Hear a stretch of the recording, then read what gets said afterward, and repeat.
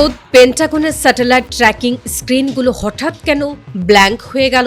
কেন ওয়াশিংটনের শীর্ষ জেনারেলরা তড়িঘড়ি করে এক জরুরি আন্ডারগ্রাউন্ড মিটিংয়ে বসলেন? আন্তর্জাতিক গোয়েন্দা ডেস্ক থেকে আসা লাইভ আপডেট বলছে, এর নেপথ্যে রয়েছে বেইজিং থেকে আসা মাত্র একটি লাল বার্তা। এশিয়ার মেগা ড্রাগন চীন এবার পর্দার আড়াল থেকে বেরিয়ে এসে সরাসরি আমেরিকার যুদ্ধ জাহাজগুলোর সামনে এক অদৃশ্য দেয়াল তুলে দিয়েছে। গ্লোবাল টাইমসের এক রোমহর্ষক রিপোর্টে দাবি করা হয়েছে, হরমুজ প্রণালীর জলসীমায় বেইজিংয়ের সাপ্লাই চেইনে সামান্যতম আঁচ লাগলে তার চড়া মূল্য দিতে হবে খোদ ট্রাম্প প্রশাসনকে।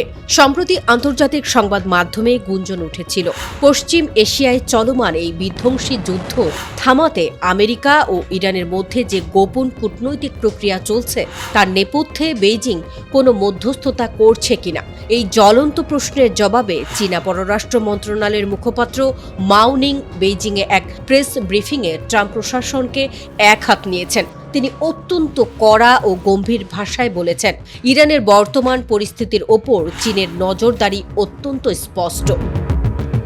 এই যুদ্ধটি একটি সম্পূর্ণ অপ্রয়োজনীয় সংঘাত, যা কখনোই হওয়া উচিত ছিল না এবং এটি কোনোভাবেই দীর্ঘায়িত করতে দেওয়া যাবে না। মাও নিং স্মরণ করে দিয়েছেন, এই যুদ্ধের অবসান কেবল ইরান বা চীনের স্বার্থে নয়, বরং খোদ মার্কিন যুক্তরাষ্ট্র সহ পুরো বিশ্বের জ্বালানি নিরাপত্তার জন্য এই মুহূর্তে সবচেয়ে বড় দাবি।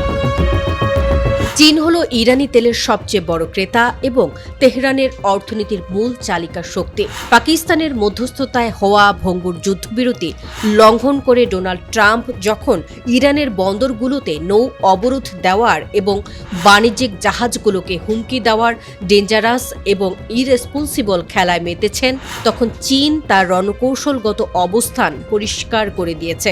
বেইজিংয়ের সর্বোচ্চ সামরিক কমান্ডো থেকে বার্তা পাঠানো হয়েছে, যে কোনো মূল্যে ইরানের উপর এই সামরিক চাপ বন্ধ করতে হবে। বিশেষ করে হরমুজ প্রণালীর আন্তর্জাতিক জলসীমায় চীনের কোনো জাহাজের পথরোধ করার চেষ্টা যদি মার্কিন নেভি করে, তবে চীন তার সার্বভৌমত্ব ও বাণিজ্যিক স্বার্থ রক্ষায় এমন এক ভয়ঙ্কর পাল্টা ব্যবস্থা নেবে যা ওভাল হাউসের পুরো এভিয়েশন ও নেভাল ডিফেন্সকে মুহূর্তের মধ্যে অবশ করে দেবে।